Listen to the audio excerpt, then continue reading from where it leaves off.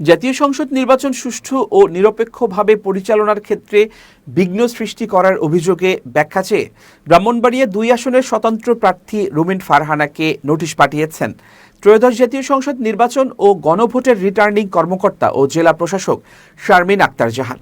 রোববার রাতে এই নোটিশ পাঠানো হয়। এতে আগামী ২২ জানুয়ারি রিটার্নিং কর্মকর্তার কার্যালয়ে উপস্থিত হয়ে তাকে ব্যাখ্যা প্রদান করতে বলা হয়েছে।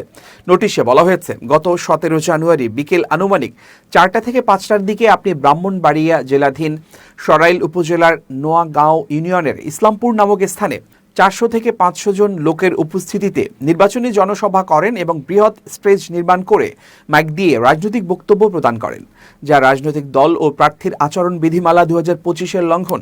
এ সময় মোবাইল কোর্ট পরিচালনাকারী বিজ্ঞ এক্সিকিউটিভ ম্যাজিস্ট্রেট তাৎক্ষণিকভাবে এ সমাবেশ বন্ধ করার নির্দেশ দিলে আপনি বিজ্ঞ এক্সিকিউটিভ ম্যাজিস্ট্রেটের সাথে ঔদ্ধত্যপূর্ণ এবং অসৌজন্যমূলক আচরণ করেন এবং বিভিন্ন রকম হুমকি প্রদর্শন করেন। ঘটনার এক পর্যায়ে আপনি বিজ্ঞ এক্সিকিউটিভ ম্যাজিস্ট্রেটকে বৃদ্ধাঙ্গুলি দেখিয়ে বলেন, আমি যদি না বলি এখান থেকে বাইরে যেতে পারবেন না। মাথায় রাখেন, আজকে আমি আঙুল তুলে বলে গেলাম, ভবিষ্যতে শুনব না। এ সময় আপনার অন্যান্য কর্মী সমর্থকরাও মারমুখী আচরণ করে। এভাবে মব সৃষ্টি করে বিচারিক কাজে বাধা এবং কর্তব্যরত বিজ্ঞ এক্সিকিউটিভ ম্যাজিস্ট্রেটকে হুমকি প্রদান করেন, যা নির্বাচনী আচরণ বিধির সুস্পষ্ট লঙ্ঘন।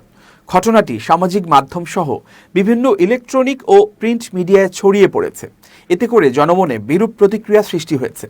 ঘটনাসমূহের মাধ্যমে ত্রয়োদশ জাতীয় সংসদ নির্বাচন ২০২৬ সুষ্ঠু ও নিরপেক্ষভাবে পরিচালনার ক্ষেত্রে বিঘ্ন সৃষ্টি করায় আগামী ২২ জানুয়ারি বেলা ১১টায় বা তদপূর্বে রিটার্নিং কর্মকর্তার কার্যালয়ে উপস্থিত হয়ে ব্যাখ্যা প্রদানের জন্য বলা হলো। অন্যথায় আইনানুগ ব্যবস্থা গ্রহণ করা হবে।